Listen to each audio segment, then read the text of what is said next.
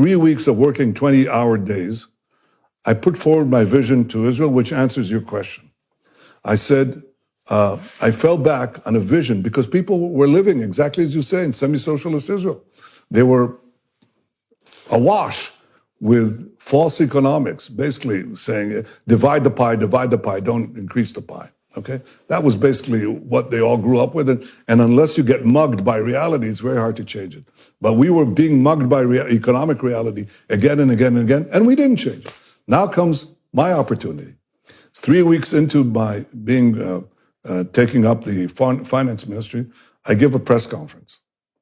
And I fell back on my first day in the military, in basic training. It's a long line. The company's put in a long line on a big square.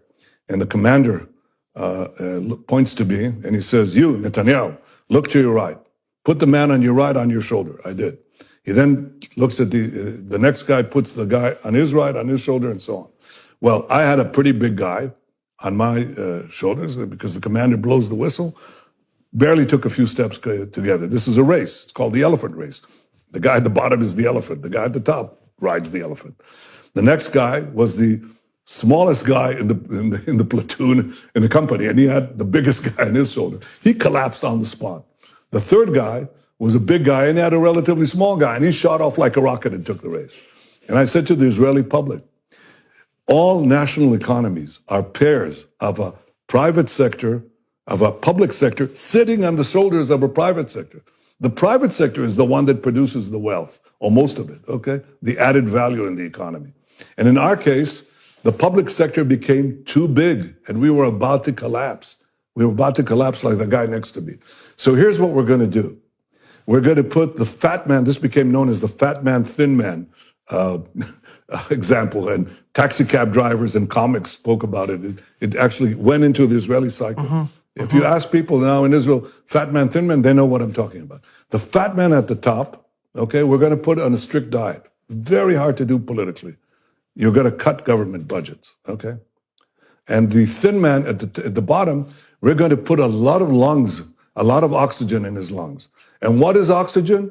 Well, many things. But number one, number two, and number three is low taxes, low taxes, low taxes, because that's why people risk, that's why they work. That's why, because they don't want to pay it to the fat man at the top. They want to have it themselves. And once we have that, we have to, the guy can race forward, right? Run forward and take the race compared to other economies. Well, not true, because as he begins to run, he hits a ditch, and then he hits a wall, and then he hits a fence.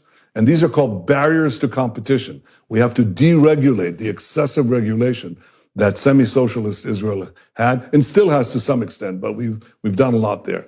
So it's three things: compress the fat man, lower taxes, and do other things to make business very attractive and easy, and remove barriers to competition.